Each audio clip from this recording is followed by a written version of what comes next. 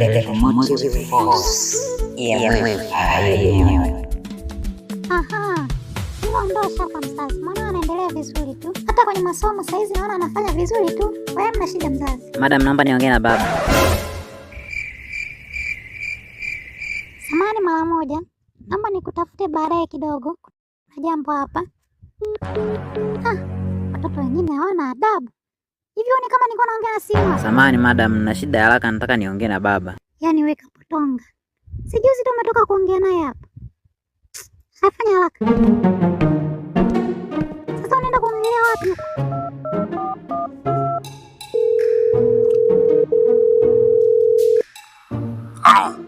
Halo baba, shikamoo. Halo, unaendeleaje? Huko baridi mzee. Naendelea vizuri. Baba, nimekupigia hapa, kuna hela nadaiwa. Hela gani tena? Ada na michango yote si tumeshamaliza? Hamna, hii ni nyingine. Jana kipindi tupo maabara. Bahati mbaya tulivunja EMF. Kwa hiyo wote tumeambiwa tuchangie 20,000. Okay. Yaani wewe mtoto, kila siku ni majanga tu. Mimi nashinda huku shambani nahangaikia kupata nyinyi ada. Kazini kuharibu tu vitu kwa shuleni.